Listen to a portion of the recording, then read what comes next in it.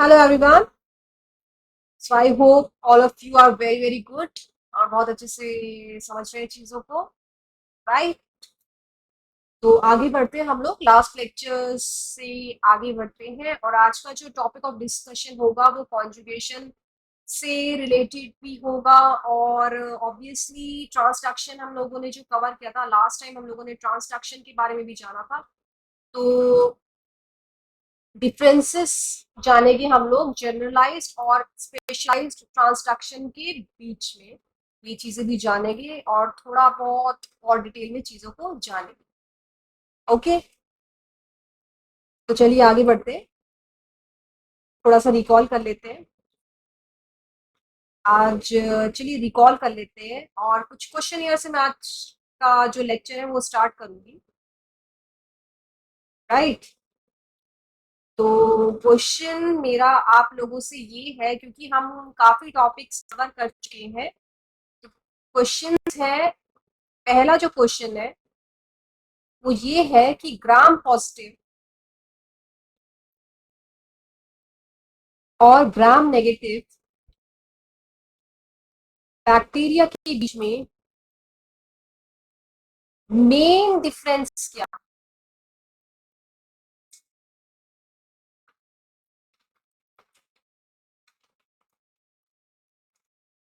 हम लोगों को ये पता है कि ग्राम पॉजिटिव और ग्राम नेगेटिव के बीच में काफी डिफरेंसेस हैं, हम लोगों ने जाना है और कुछ पॉइंट्स मैंने आप लोगों को बताए थे।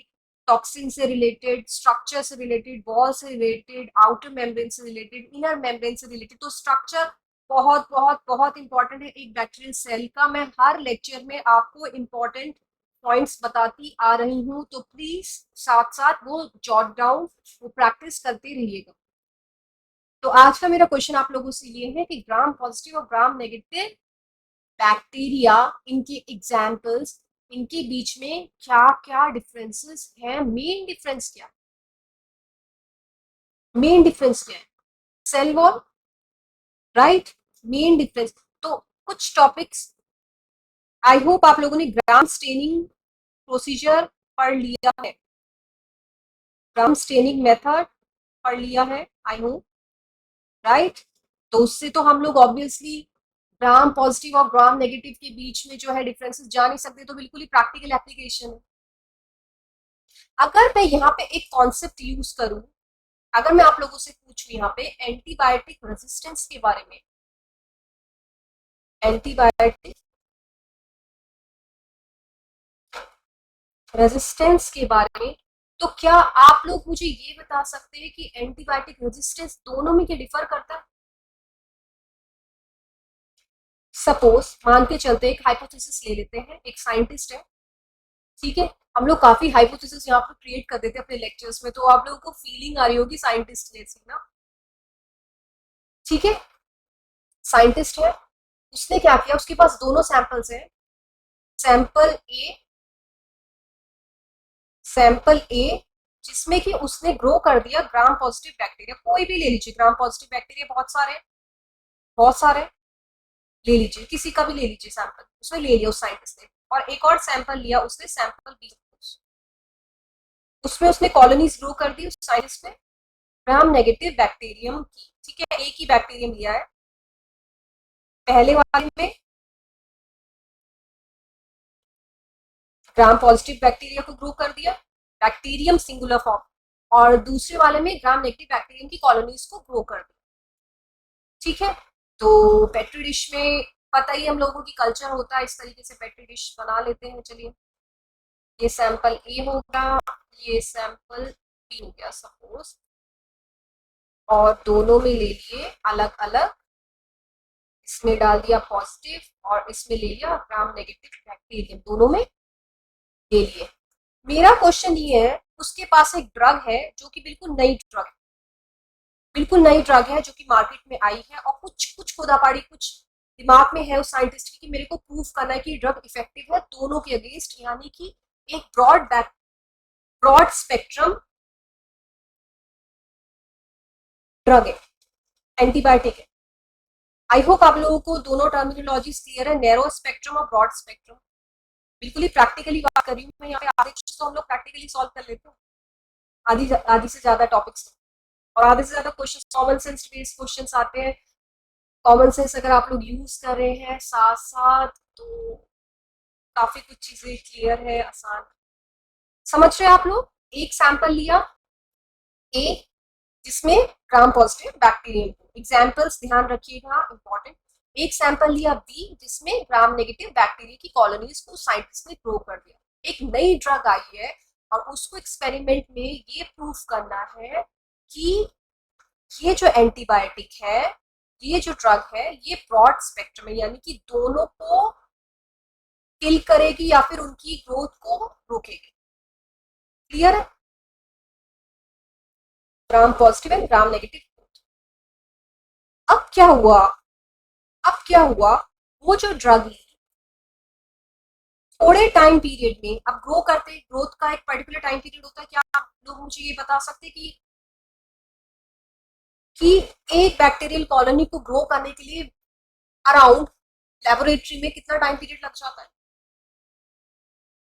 कौन सा मीडिया हम लोग यूज करते हैं लैब में? पर्टिकुलर टाइम पीरियड होता है, कितना टाइम में प्रोजेनीज बन जाएगी, कॉलोनीज बन जाएगी बहुत सारी, राइट?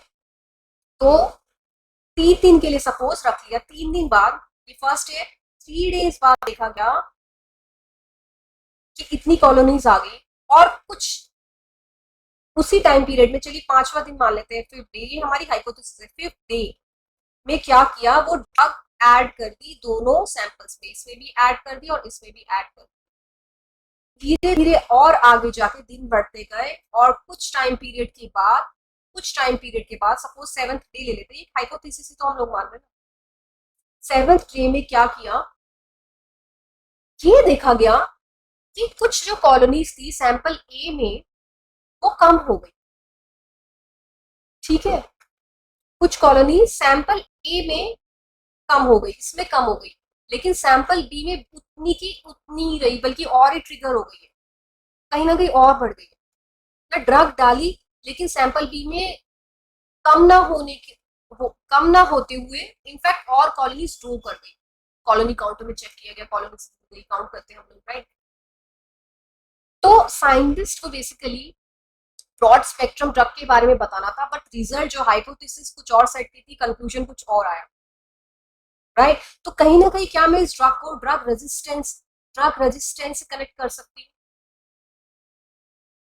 मान के चल लेते, वो रेजिस्ट कर गई, सैंपल बी की जो कॉलोनीज है उस ड्रग ने बिल्कुल भी असर नहीं किया और कॉलोनीज बढ़ गई, बढ़ गई, ऐसा कैसे हो सकता है?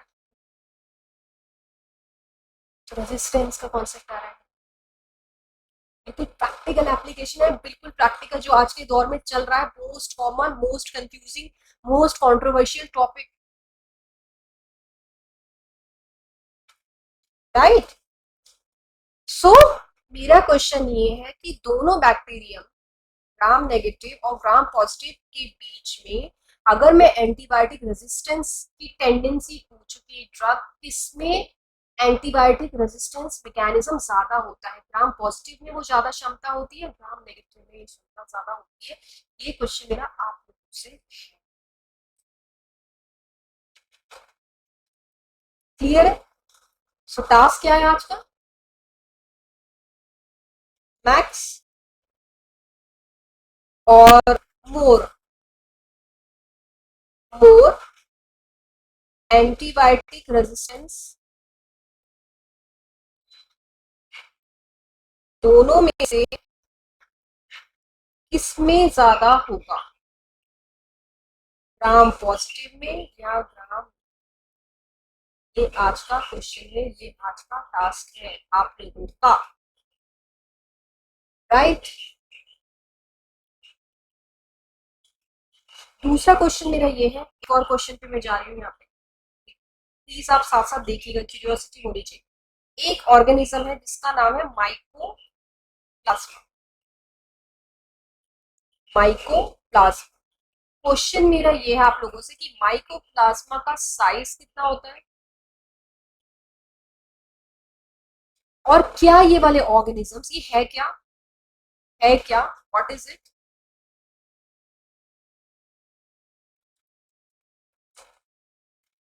इनका साइज कितना है और कौन सा, अगर बात करें रेजिस्टेंस की, सपोज सपोज क्या ये रेजिस्टेंस दिखाते हैं ड्रग्स के अगेंस्ट, और अगर दिखाते कोई स्पेसिफिक ड्रग है जिसके अगेंस्ट ये रेजिस्ट कर रहे हैं, रेजिस्टेंस दिखा रहे हैं, तो वो कौन सी ड्रग है, वो क्वेश्चन है आपसे।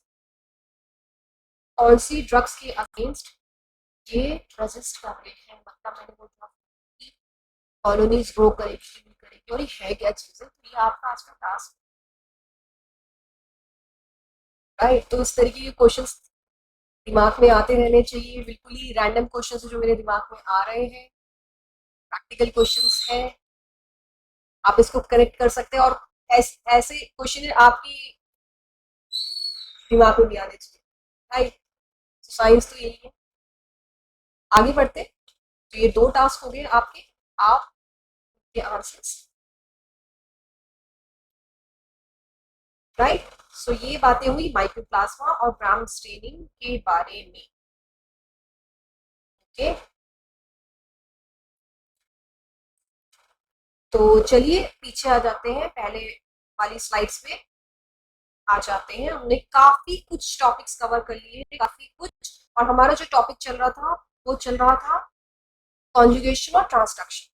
ट्रांसफॉर्मेशन हो गया, फ्रेडरिक ग्रिफिथ, मैं रिपीट कर रही हूँ साइंटिस्ट लोगों के नाम क्योंकि कुछ क्वेश्चंस आ चुके हैं साइंटिस्ट लोगों के नाम से रिलेटेड, तो प्लीज ये तो क्यूरियोसिटी होनी चाहिए, तो आपको ध्यान होना चाहिए कि इस साइंटिस्ट ने ये किया, इन साइंटिस्ट ने ये किया, नोबेल प्राइज विनर कौन कौन से, ये तो बिल्कुल बेसिक क्वेश्चन है, please don't skip. Nobel prize winners आप लोग देख लीजिएगा, updated, updated, I repeat updated. और कौन से साइंटिस्ट ने जो मोस्ट सक्सेसफुल एक्सपेरिमेंट्स है बेसिकली, वो जो काम सबसे मशहूर हुआ, सबसे फेमस हुआ, उन साइंटिस्टों के नाम ध्यान रखिएगा, क्योंकि स्कोरिंग, बिल्कुल स्कोरिंग, एक क्वेश्चन आ गया आप लोग उसको टिक कर दोगे, क्लिक कर दोगे ऑप्शन को, बिल्कुल फटाफट हो जाएंगे, टाइम सेविंग है, फटाफट नंबर मिल जाएंगे, बहुत जल्दी मार्क्स मिल जाएंगे, राइट। अब आते हैं ट्रांसडक्शन में। तो ट्रांसडक्शन में भी हम लोगों ने जान लिया था कि ट्रांसडक्शन की अगर बात करें सपोज, तो अगर मैं एक बैक्टीरियल सेल बनाऊं, तो ट्रांसडक्शन में क्या हो रहा था, एक बैक्टीरियल सेल ये रही, अंदर बैक्टीरियल क्रोमोसोम ये रहा, और उस पे जो अटैक कर रहा था वो था वायरस, क्लियर है। वायरस, वायरस के अंदर ऑब्वियसली जेनेटिक मटेरियल है, कल का क्वेश्चन मेरा ये था पहले वाले लेक्चर्स का बेसिकली, कि जेनेटिक मटेरियल डीएनए है, डबल स्टैंडर्ड होता है डीएनए, चलिए कुछ भी ले, सिंगल स्ट्रैंड डीएनए होता है, राइट। क्वेश्चन ये था कि दोनों होते हैं क्या, बोथ डीएनए और आरएनए होते हैं, या फिर सिर्फ एक ही जेनेटिक मटेरियल होता है वायरसेस के अंदर, जिनको फाज भी बोलते हैं, और क्योंकि ये बैक्टीरिया को खाते हैं इसलिए इनको बैक्टीरियोफाज बोला जाता है। तो ट्रांसडक्शन में directly directly genetic material transfer नहीं हो रहा है, वायरसेस की फाजेस की हेल्प से हो रहे हैं, तो उस प्रोसेस को बोलते हैं ट्रांसडक्शन। और ये 2 तरीके के होते हैं मेनली, ठीक है। ब्रॉडली अगर बात करें तो 2 तरीके की आपको मैंने बताया था, एक है अबॉर्टिव, आप आई होप आप लोग रिकॉल कर रहे हैं, एक है अबॉर्टिव और दूसरा है कंप्लीट ट्रांसडक्शन, राइट। और भी जो है, और भी क्लासिफिकेशन इसका जनरलाइज्ड और स्पेशलाइज्ड ट्रांसडक्शन में करा जाता है, ये हमारा आज का टॉपिक ऑफ डिस्कशन होगा। तो ये ट्रांसफर हो जाता है, उसके बाद में प्रोजेनिस बनती है और दूसरे बैक्टीरियल सेल को भी ये इन्फेक्ट करता है, तो ये हो गया डोनर, और ये दूसरे बैक्टीरियल सेल में फाइनली जाके क्या होगा, इसका जेनेटिक मटेरियल आ जाएगा, किसका, वायरस, यहाँ आ जाएगा, राइट। अंदर नहीं इंटीग्रेट नहीं किया मैंने, तो दोनों तरीके से हो सकता है, या तो पूरा वायरस का जेनेटिक मटेरियल इसके अंदर बैक्टीरियल क्रोमोसोम के अंदर पहुंचेगा, यहाँ रेसिपिएंट है,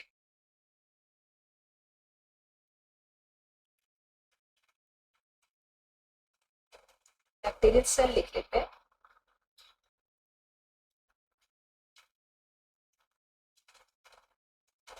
राइट, क्रोमोसोम।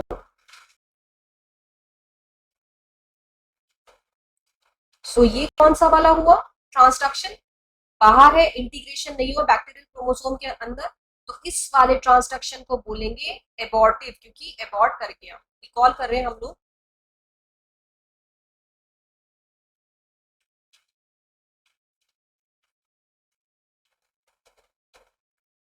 राइट। और अगर इंटीग्रेट हो गया, अगर इंटीग्रेट हो गया तो उसको बोलेंगे कंप्लीट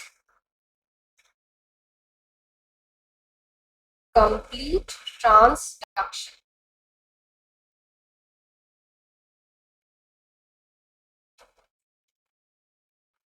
क्लियर?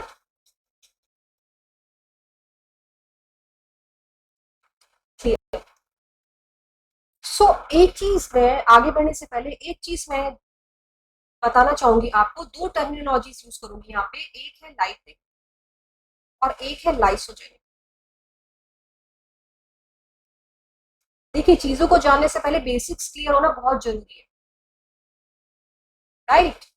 हम लोग बहुत कुछ कर लेते हैं लेकिन बेसिक्स ही नहीं जान पाते हैं, तो वो तो बहुत प्रॉब्लमेटिक हो जाएगा। तो basics are very very important. So lytic और लाइसोजेनिक, अगर मैं आपसे पूछूं कि लाइटिक फाज या फिर लाइटिक वायरस या फिर ये जो साइकिल है फाज की, कौन सी होती है, और लाइसोजेनिक साइकिल फाज की कौन सी होती है? ये बेसिकली साइकिल है, वायरसेस में जो होती है, वायरसेस अपनी प्रोजेनीज बनाता है, राइट। तो वायरस जैसी बैक्टीरियोफाज जैसी अटैक करेगा होस्ट को, यहाँ पे होस्ट क्या है, बैक्टीरिया है, बैक्टीरियल सेल है, तो वो क्या करेगा, अपनी कॉलोनीज बनानी शुरू कर देगा। तो कहानी कैसे होती है, प्रोसेस कैसे होता है, सारा इधर उधर खुल जाएगा, हेड अलग, कैप्सिड अलग, ठीक है, सब खुल खुल गया, सब टूट टाट गया, और उसके बाद में पैकेजिंग स्टार्ट होती है प्रोटीन्स की और डीएनए की, दोबारा से टूट टाट के अंदर जाके सब गड़बड़ हो जाता है, मतलब सब टूट जाता है और फिर से जुड़ते जुड़ते हैं। इमेजिन जैसे एक रोबोट को खोल देते हैं और रोबोट जो है दोबारा से जोड़ा जा सकता है, इस तरीके से नेचुरली ये हो रहा है, राइट। तो दोनों साइकिल एग्जिस्ट करती है जब बात हो रही है वायरस की रेप्लिकेशन की, इंटीग्रेशन, सारा जो एंटायर जो फेज है, वो जो नई प्रोजेनिस बन रही है, तो वायरसेस में दोनों तरीके की क्या होती है, साइकिल होती है। अगर लाइटिक है तो इंस्टेंट हो रहा है, आप ध्यान रखिएगा, और आई होप आपको पता होगा, लाइटिक मतलब एकदम से तोड़ेगा, मतलब बैक्टीरिया को घुसा, बैक्टीरिया को तोड़ देते हैं और उसके बाद में प्रोजेनिस आगे बढ़ती है। लाइसोजेनिक मतलब वो अंदर वायरसेस पड़े रहेंगे बैक्टीरियल सेल के अंदर, और जैसी एक एनवायरमेंटल कंडीशन मिलेगी, कुछ भी एक पर्टिकुलर टेम्परेचर, कोई भी कंडीशन हो सकती है, जैसे उसको फेवरेबल एनवायरमेंटल कंडीशन मिलेगी, वो टूट के बाहर निकल के अपनी प्रोजेनिस बना। सो लाइटिक एकदम से हो रहा, लाइसोजेनिक टाइम टेकिंग होता है, डिपेंड करता है कि वातावरण का एनवायरमेंटल कंडीशंस क्या है, उस वायरस को मिल रही है या नहीं मिल रही है, तो ये ध्यान रखिएगा, बिल्कुल बेसिक्स मैंने बताया, राइट। चलिए आगे बढ़ते हैं, कॉन्जुगेशन। ट्रांसडक्शन कौन से साइंटिस्ट ने किया था, तो ट्रांसडक्शन के बारे में बात हो रही है, ये किया था किसने, जिंडर ने, राइट। जिंडर और लीडरबर्ग 1951 में इनका रिसर्च हुआ था, और कॉन्जुगेशन ध्यान रखिएगा 1946 में हुआ था। क्लियर है, साइंटिस्ट लोगों के नाम आप आई होप आप लोगों ने नोट कर लिए हैं जो प्रीवियस लेक्चर्स में मैंने बताए थे, राइट। ओके, सो डिफरेंसेस जानने से पहले जनरलाइज्ड और स्पेशलाइज्ड ट्रांसडक्शन के बीच में डिफरेंसेस। हम लोग कॉन्जुगेशन को क्योंकि पढ़ रहे थे तो उसी को थोड़ा सा कंटिन्यू, कुछ एडिशन पॉइंट्स मेरे मेरे को आप लोगों को बताना, तो वो डिस्कस करें, राइट। सो कॉन्जुगेशन पता है हम लोगों को, ओके। फर्टिलिटी प्लाज्मिड जिसको कि एफ प्लाज्मिड बोलते हैं, यहाँ पे एफ प्लाज्मिड का दूसरा नाम क्या है वो आप मुझे बताएंगे, राइट। और क्या क्या पॉइंट्स बताए थे?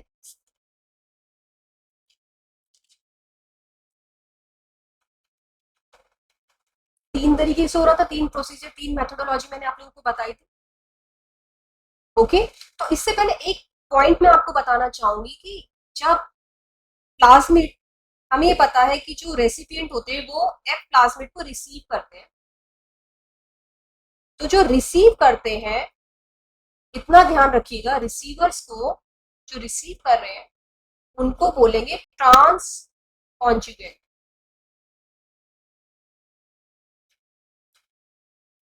ये पॉइंट आप लोग नोट कर लीजिएगा। और अगर दो अलग अलग स्पीशीज के बीच में आदान प्रदान हो रहा है, एक्सचेंज हो रहा है, मटेरियल का एक्सचेंज हो रहा है, तो वो जो प्लाज्मिड्स कहलाएंगे, अलग अलग अगर स्पीशीज अलग अलग है तो वो कहलाएंगे प्रोमिस्कस प्लाज्मिड्स। क्लियर है? सो ये दो पॉइंट्स, ये ध्यान रखिएगा, ठीक है। अब इसमें जो मेन चीजें हैं हम लोगों ने ये जानी थी कि F plus, F minus, high frequency recombination, और एक है F प्राइम, ये हमारा पॉइंट ऑफ डिस्कशन था। तो F प्लस मतलब जिनके पास में फर्टिलिटी प्लाज्मिड्स है, तो F प्लस अगर मैं बनाऊंगी इस तरीके से होगा, एक बैक्टीरियल क्रोमोसोम तो होएगा ही होगा, प्लस एक F प्लाज्मिड भी मौजूद है, राइट। ये हो गए F प्लस। और जिनके पास, जिन बैक्टीरियल सेल्स के पास F प्लाज्मिड नहीं होता है उनको बोलते हैं F माइनस,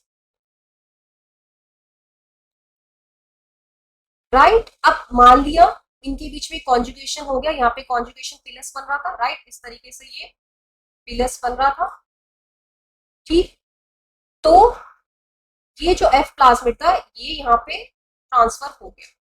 तो क्योंकि ये स्ट्रैंड्स में होता है, प्लीज इमेजिन करिएगा ये स्ट्रैंड में होता है, तो एक जो है एक सीक्रेशन सिस्टम एक्टिवेट होता है जिसको हम लोग बोलते हैं टाइप 4 सीक्रेशन सिस्टम।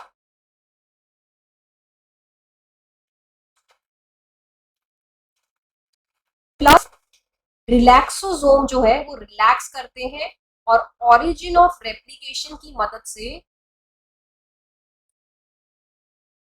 वो खुल जाता है। जहां पे ओरिजिन ऑफ रेप्लिकेशन होगा, right, origin of transfer, basically transfer, ORI, वो खुल जाएगा, वहां से टूटेगा, खुल जाएगा, रिलैक्स करेगा और इस तरीके से ये स्ट्रैंड ये यहाँ पे पहुंचेगा, इस तरीके से एक धागे की फॉर्म में, लाइक, लेट मी ड्रॉ,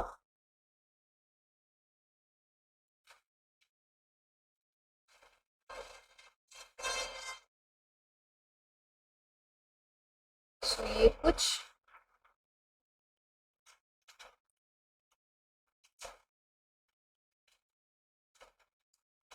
खुल के एक इस तरीके से जा रहा है,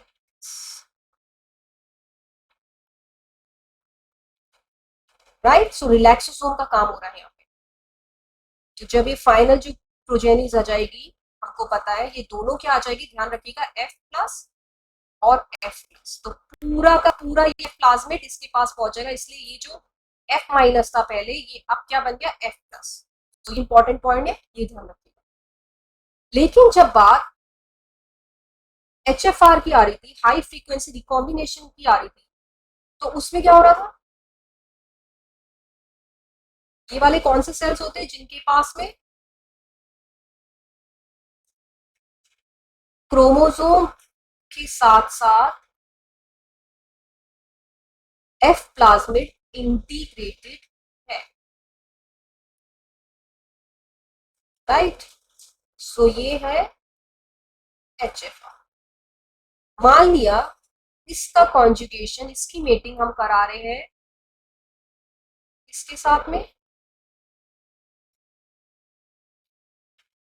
F माइनस के साथ,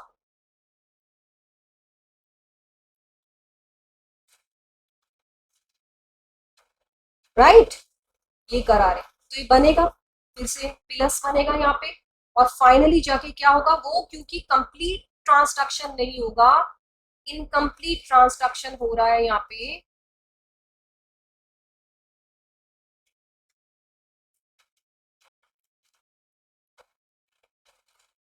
सो ये ऐसे के ऐसे ही रहेंगे, HFR ये ऐसे के ऐसे, जो पूरी तरीके से नहीं है, वो टूट गया बीच में, तो ये ऐसे के ऐसे ही रहेंगे, पॉइंट, राइट। अब किस किस के बीच में है, अब करा रहे हैं हम लोग कॉन्जुगेशन,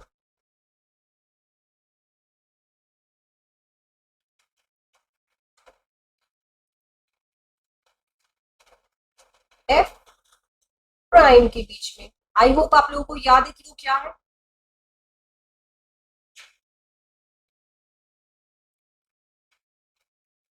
जिसमें थोड़ा सा पोर्शन जब वो पिंच हो जाता है, थोड़ा सा बैक्टीरियल क्रोमोसोम का भी भाग है, राइट। सो ये हो गए हैं एफ प्राइम, और इसका करा रहे हैं एफ माइनस के साथ, जिसके पास सिर्फ और सिर्फ बैक्टीरियल क्रोमोसोम ही है। अब बिल्कुल सेम होएगा, बिल्कुल सेम होएगा किसकी जैसे, एफ प्लस और एफ माइनस जैसे, बिल्कुल सेम प्रोसेस है, और दोनों के पास ये पोर्शन दोनों के पास होगा, तो ये बाद में जाके क्या बनेंगे, एफ प्राइम और एफ प्राइम, क्योंकि एफ माइनस के पास भी अब ये पूरा जो स्ट्रक्चर था यहाँ पे, जो कि एफ प्राइम के पास था, ये एफ माइनस के पास भी पहुंच गया है, राइट। सो ये बात हुई हमारे कॉन्जुगेशन की। ये पॉइंट्स आप लोग प्लीज ध्यान रखिएगा, इंपॉर्टेंट पॉइंट्स हैं जेनेटिक्स के बिहाफ में भी, माइक्रोबियल जेनेटिक्स। ओके, सो दोबारा से स्लाइड्स में आप लोगों को दिखा देती हूँ, ताकि बहुत अच्छे से कॉन्सेप्ट क्लियर हो जाए, आई होप। सो यहाँ पे हो रहा है ये कॉन्जुगेशन एफ प्लस और एफ माइनस के बीच में, और यहाँ पे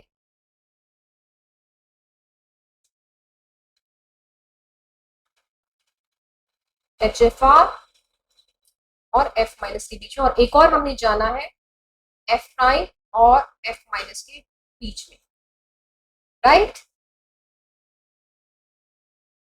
राइट, क्लियर है। अब आगे बढ़ते हैं, एक टॉपिक है जो काफी इंपॉर्टेंट है, हम लोग को जानना है, एज इन बेसिक्स पता होने चाहिए, जनरलाइज्ड और स्पेशलाइज्ड ट्रांसडक्शन के बीच में डिफरेंस। एक चीज मैं आप लोगों को बता देती हूँ, अगर आप लोग और भी एग्जाम्स रिलेटेड दे रहे हैं IIT जैम के अलावा भी, तो ये जो स्लाइड्स, ये जो लेक्चर्स हैं, डेफिनेटली बहुत ही हेल्पफुल होने वाले हैं, एज लॉन्ग एज आप लोग कॉन्सेप्ट्स को समझ रहे हैं और चीजों को साथ साथ प्रैक्टिस कर रहे हैं। कॉन्सेप्चुअल क्लैरिटी बहुत बहुत बहुत मैटर। सो यहाँ पे कॉन्जुगेशन हो गया। अब यहाँ पे एक डायग्रामेटिक रिप्रेजेंटेशन दिखा रखा है, मेरा क्वेश्चन आपसे ये कि यहाँ पे मीरो डिप्लॉयड दिखा रखा है एकदम, तो ढूंढिएगा कि मीरो डिप्लॉयड क्या होते हैं। पहले लेक्चर्स में हम लोगों ने एक चीज जानी थी, मीरोजाइगोट।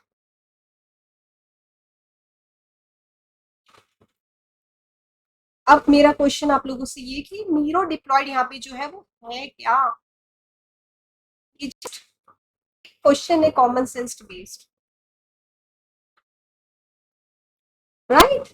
तो एक रिसर्च आर्टिकल का ये पेपर है, वहां से निकाला गया है। तो बस एक छोटी सी चीज है, न्यूरो डिप्लॉयड्स होते क्या है, ये टास्क आप। ओके, नेक्स्ट जो है हाई फ्रीक्वेंसी रिकॉम्बिनेशन और एफ प्राइम के बीच, एफ माइनस के बीच में वही जो चीज हमने अभी जानी है वो कर रखा है यहाँ पे।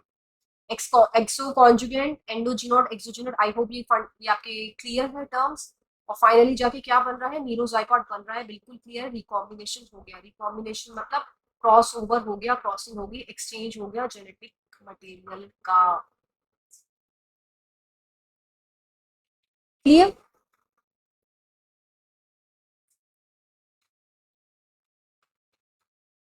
ओके, सो जिस पॉइंट से, पॉइंट आई मैं रिपीट कर रही हूँ, जिस पॉइंट से वो जो ट्रांसफर हो रहा है प्लाज्मिड, उसको ऑरिजिन ऑफ ट्रांसफर बोलेंगे। ये एक पॉइंट है,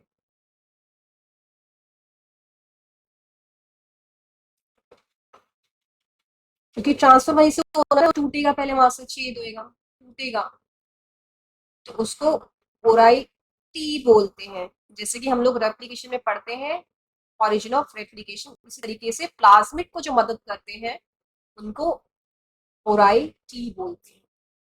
क्लियर है? अब यहाँ पे एक बहुत ही इंटरेस्टिंग सा आपको दिख रहा है डायग्राम, क्या आप मुझे बता सकती हैं क्या है?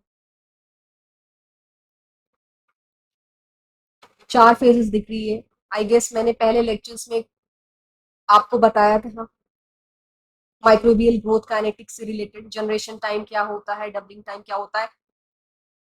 Very very very important topic, formulas बहुत इंपॉर्टेंट, टाइप सी न्यूमेरिकल बेस्ड क्वेश्चंस रिपीटेडली बन के आ रहे हैं, तो बहुत ही इंपॉर्टेंट टॉपिक है ये। इसको भी हम लोग कवर करेंगे, और काफी हिंट्स में आपको जब न्यूमेरिकल सॉल्व कर रहे थे उसमें दे चुकी। तो इमेजिन कीजिएगा, हम लोग एक एक्सपेरिमेंट कर रहे हैं, मान के चल लेते हैं, और ग्रो कर रहे हैं लेबोरेटरी में, बैक्टीरियल कल्चर, कॉलोनीज बढ़ रही है, बढ़ रही है, बढ़ रही है, बढ़ रही है, बढ़ रही है, बढ़ रही है। तो 4 फेजेस हो रहे हैं जब एक बैक्टीरिया की कॉलोनी बनते बनते बनते बनते फिर खत्म होती है। तो उसी को बोलते हैं, क्योंकि वो ग्राफ के तौर पे है, तो ग्रोथ काइनेटिक्स एक ग्राफिकल रिप्रेजेंटेशन है जिसमें कि हम लोग लॉग कैलकुलेट कर रहे हैं। इमेजिन ये सब लाइव हो रहा है, एक्सपेरिमेंटली होता है ये सारी चीजें जो हम लोग यहाँ पे समझ रहे हैं। कितना कितना इंटरेस्ट आता होगा, राइट? ओके, सो जनरेशन टाइम और डबलिंग टाइम का फॉर्मूला, फिर माइक्रोबियल ग्रोथ पॉपुलेशन से रिलेटेड कुछ फॉर्मूलेस, काफी इंपॉर्टेंट फॉर्मूलेस, और साथ साथ ही हम लोग दोबारा से एक बार फिर से न्यूमेरिकल्स देख लेंगे, कवर कर लेंगे। इसको आगे करेंगे आगे के लेक्चर्स में। नेक्स्ट जो है आज का जो हमको कवर करना है टास्क, वो है डिफरेंसेस बिटवीन जनरलाइज्ड और स्पेशलाइज्ड ट्रांसडक्शन। तो उससे पहले एक चीज है,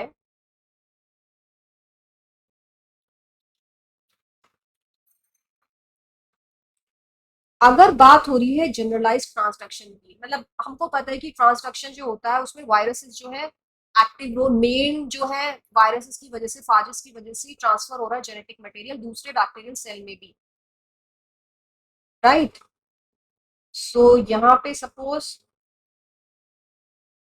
ये एक बैक्टीरियल सेल है, दोबारा से बना देते हैं, बैक्टीरियल क्रोमोसोम है, और यहाँ पे एक वायरस है जिसका एक जेनेटिक, मतलब वही चीज हो रही है, वही चीज मैं आप लोगों को दोबारा से बता रही हूँ, लेकिन अब थोड़ा सा कॉन्सेप्ट अलग है, ट्रांसफर हो गया। तो जो जनरलाइज्ड होते हैं, जनरलाइज्ड ट्रांसडक्शन में बेसिकली क्या होता है, एक्चुअल डीएनए ट्रांसफर होता है, यानी कि प्योर डीएनए ट्रांसफर होता है।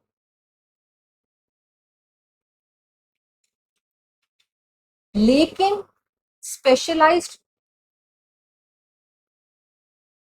ट्रांसडक्शन में एक्चुअल नहीं होता है, बीच का होता है। एक्चुअल नहीं होता है का क्या मतलब है, बैक्टीरियल डीएनए के साथ साथ फाज का जेनेटिक मटेरियल भी आ रहा है, उसका डीएनए भी आ रहा है, बाकी डायग्राम से सब समझ में क्लियर है? जनरलाइज्ड जो होता है, ये जो ट्रांसडक्शन होता है, ये होता है लाइटिक साइकिल के दौरान। वायरसेस जब अंडर को करते हैं लाइटिक साइकिल, एकदम से होगा, एकदम से बैक्टीरिया को फाड़ेंगे, लाइक तरीके से खत्म, तोड़ेंगे और फटाफट फटाफट प्रोजेनिस बाहर निकल। और स्पेशलाइज्ड जो ट्रांसक्रिप्शन होगा ये होगा लाइसोजेनिक साइकिल के टाइम पीरियड। क्लियर है? ये पॉइंट्स ध्यान रखिएगा। और चलिए जान लेते हैं ये प्रोसेस है क्या। सो यहाँ पे दिखा रखा है जनरलाइज्ड और स्पेशलाइज्ड ट्रांसक्रिप्शन। प्लीज कॉन्सेप्ट समझिएगा, काफी इंपॉर्टेंट है। Right, basics and conceptual clarity. Generalize transduction में क्या होता है, अब यहाँ पे देखिए, सपोज 5 है, ये वायरस ने अटैक किया इसको, बैक्टीरियल सेल को, ये रहा वायरस, इसने अटैक किया बैक्टीरियल सेल को, जिसके पास ऑलरेडी बैक्टीरियल क्रोमोसोम में 2 जीन्स है, ए प्लस बी प्लस। राइट, यहाँ पे ऑलरेडी मौजूद है। ओके, अब क्या हुआ, जैसे किया तो वो तोड़ेगा, होस्ट डीएनए को खत्म कर देगा, सब तोड़ेगा, खुद को तोड़ेगा, टूट टाट जाता है सब कुछ, उसका जेनेटिक मटेरियल वो अंदर घुसता है और दोबारा से सब कुछ जुड़ता है और एक वायरस की जो है बहुत सारी प्रोजेनीज बनती है, फटाफट फटाफट फिर मल्टीप्लिकेशन होता है। तो ये तोड़ दिया पीसेस में, किसके, बैक्टीरियल डीएनए को, होस्ट डीएनए को तोड़ दिया और फिर 5 डीएनए और प्रोटीन जो है वो बनने शुरू हो गए। आई होप आप लोग इमेजिन कर रहे हैं, समझ रहे हैं। तोड़ दिया, सब टूट गया, दोबारा से प्रोजेनिस बननी शुरू हो गई। अब जब ये दोबारा से डीएनए प्रोटीन्स बनेंगे तो वो जुड़ेंगे ना, जुड़ रहे हैं ना, वो दोबारा से प्रोजेनिस बन रही है, तो हेड टेल फिर से कनेक्ट होएगा, कैप्सिड बोलते हैं उसको। तो कैप्सिड में फिर से जेनेटिक मटेरियल जाएगा। राइट, अब टूटने के टाइम पीरियड में क्या होगा कि कहीं ना कहीं तो खुद का जेनेटिक मटेरियल होगा उस फाज के पास, वो फाज प्रोजेनीज के पास, और कुछ फाज की प्रोजेनीज ऐसी होगी जिनके पास बैक्टीरियल डीएनए भी है।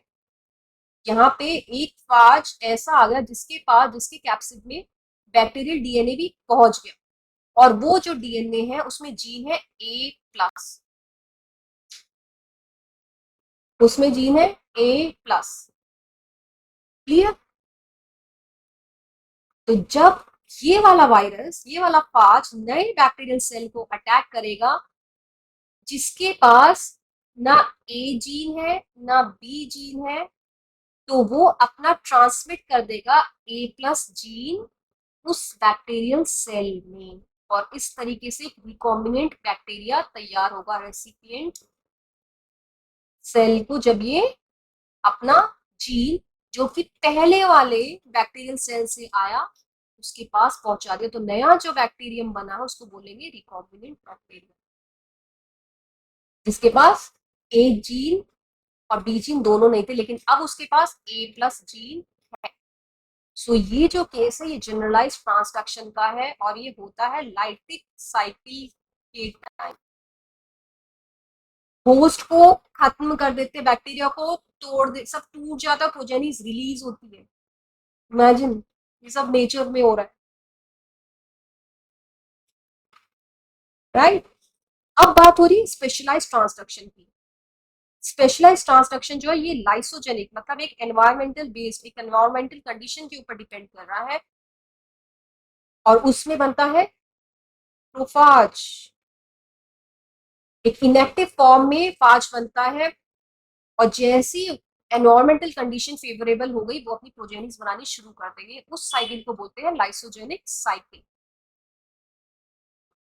राइट, अब क्या है इसमें आप देख सकते हैं, ये रहा एक बैक्टीरियल सेल जिसमें उस प्रोफाज के पास बैक्टीरियल डीएनए के साथ साथ यहाँ पे ये प्रोफाज बन चुका है, प्रोफाज। राइट, प्रोफाज डीएनए भी है। इनएक्टिव फाज इस वाले बैक्टीरियल सेल में अपना बैक्टीरिया क्रोमोसोम या बैक्टीरियल डीएनए तो है ही, इसके पास एडिशनल ये ब्लू कलर का प्रोफाज डीएनए भी है और वो बीच में है किसके, ए प्लस और बी प्लस जीन के बीच में। राइट, यहाँ पे आप देख सकते हैं। क्लियर है? अब क्या होगा, अब क्या होगा, कभी कभी क्या होता है इनके बीच में गलत तरीके से ज्वाइनिंग हो जाती है। राइट, ये ए प्लस और बी प्लस के बीच में क्या था, प्रोफाज डीएनए, ये गलत तरीके से ज्वाइनिंग होगी और टूट टाट गए। इमेजिन, जिसमें जिसमें प्रोफाज डीएनए के साथ साथ यहाँ पे जो है थोड़ा सा पोर्शन बैक्टीरियल डीएनए का भी आ गया। इमेजिन, अलग हो गए ए प्लस बी प्लस ए प्लस, तो प्रोफाज डीएनए के साथ साथ कुछ पोर्शन इसमें चला गया बी प्लस इधर वाले में बैक्टीरियल डीएनए के पोर्शन में, और कुछ पोर्शन जो है प्रोफाज डीएनए के पास आ गया जिसमें कि जीन है ए प्लस वाले। अब होस्ट सेल को मारना शुरू कर दिया, कंडीशन मिल गई, मारना शुरू कर दिया, वो खुल गया, प्रोजेनिस बन गई। तो जब जेनेटिक मटेरियल बनेगा अगेन, वो प्रोजेनिस का, वो फाज का, वो जब प्रोजेनिस बनेगी तो कुछ में जाएंगे जेनेटिक मटेरियल नॉर्मल वाले, और कुछ में ऐसे वाले जेनेटिक मटेरियल भी जाएंगे कुछ प्रोजेनिस में जिसमें कि वो ए प्लस जीन आ रहा है यहाँ से। राइट, पैकेजिंग हो गई, सब कुछ हो गया, और फाइनली जाके जब ये दूसरे रेसिपिएंट बैक्टीरियल सेल को इन्फेक्ट करेगा जिसके पास ना ए है ना बी जी है, तो क्योंकि ये कैरी कर रहा है ए प्लस, ये उस बैक्टीरिया सेल के पास ट्रांसमिट हो जाएगा। तो अब ये जो रिकॉम्बिनेंट बैक्टीरियल सेल बना इसके पास ए प्लस आ गया। इमेजिन, मैकेनिज्म डिफर कर रहा है, चीज वही ट्रांसमिट हो रही है, दोनों के पास ए प्लस जीन आ रही है, बस वहां पे डायरेक्टली बैक्टीरियल डीएनए से आ रही थी और यहाँ पे फाज डीएनए से आ रही, बीच में क्या आ गया है, phage DNA along with bacterial DNA. इतना इंटरेस्टिंग है। सो ये main differences between generalized transduction और स्पेशलाइज्ड ट्रांसडक्शन। आई होप आपको ये तीनों जो मैकेनिज्म है ये अच्छे से क्लियर हो गए हैं, और साथ साथ प्लीज प्रैक्टिस करते रहिएगा। अब हम लोग आगे बढ़ेंगे और कुछ न्यूमेरिकल्स हैं उसको भी ऑब्वियसली सॉल्व करेंगे, इस पे फोकस करेंगे। इंपॉर्टेंट, काफी इंपॉर्टेंट न्यूमेरिकल्स है, आप लोगों को मैं टास्क दूंगी और आज का जो टास्क है आप वो करिएगा, एंड देन हम लोग काफी चीजें डिस्कस करेंगे। आई होप आप लोगों को मजा आया आज के लेक्चर्स में। Thank you so much.